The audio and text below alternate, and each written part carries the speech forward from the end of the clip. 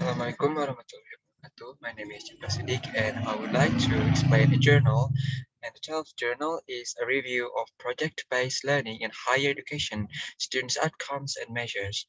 This journal was conducted by Peng Yu Guo, Adira Saab, Listen S. Pos, and Wilfried Admiral.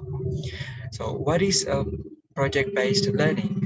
According to Brunders and Week 2013, project-based learning or PJBL refers to an inquiry-based instructional method that engages learners in knowledge construction by having them accomplish meaningful projects and develop real-world products. According to Crack and Sheen in 2014, there are six hallmarks of PJBL.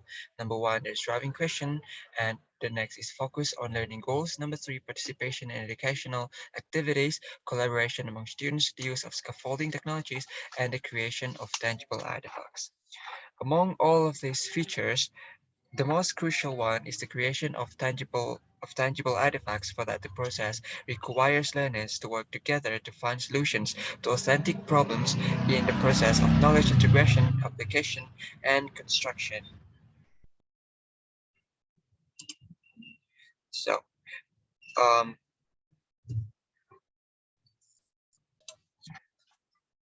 so in short, PJBL increased the development of both learners' knowledge and skills.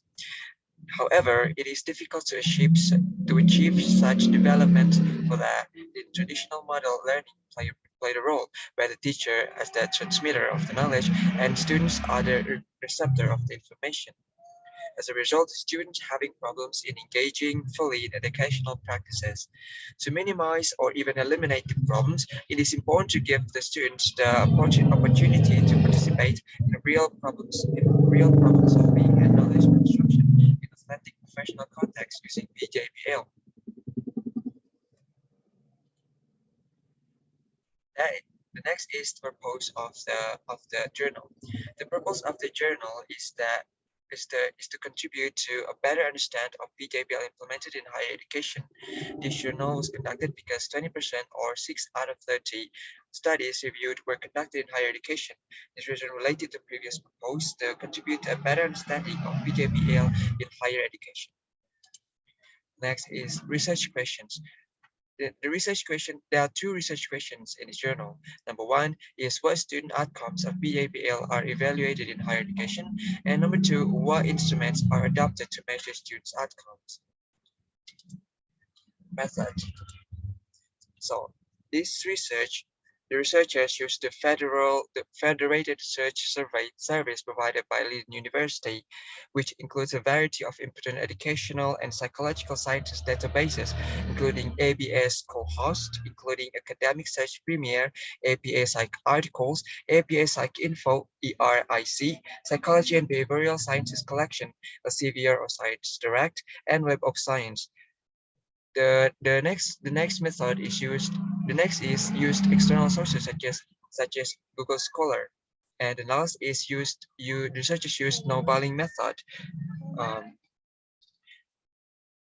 this solving method used and presented in this way, well, the title contains project-based and title contains learning or curriculum or curricula or course or courses, and any field contains higher education or undergraduate or post-secondary or tertiary, and any field contains outcome or impact or influence or effectiveness. And in total, there are 450 articles found. The next method is selection. There are five criteria applied in the selection. The studies must provide empirical and original data. The studies had to focus on student learning. The next is the process had to be conducted in higher education. The next is the impact on student outcomes had to be measured, and the studies had to meet the key of the characteristics of PJBL. After the selection done, there are 76 articles selected for review and the analysis. The researchers then summarize the outcome based on the metric setup and the instruments used to measure the outcomes, and then divide into outcomes into four categories. namely cognitive, affective, behavioral outcomes, and artifact performance, and the categories of instruments used including questionnaires, rubrics and taxonomies, interviews, tests, and self-reflection journals. And I would like to share the question from the teacher. Number one, what do I understand about the PJBL? So what I understand about the PJBL is that this learning style is focused in the students. So the students do a project as a media of learning, such as exploration, interpretation, etc. So in result, the form of study is very is the form of the study, the result of the study is varied. Number two, will it work well? Will it work well if it's applied in every level of education? From the previous data from the journal itself, there are a lot of evidence that this learning style is applied well in some level of education. So I think it will work well because as I said before, from this journal, this style can develop the students' knowledge and skills. That's all from me. Assalamualaikum warahmatullahi wabarakatuh.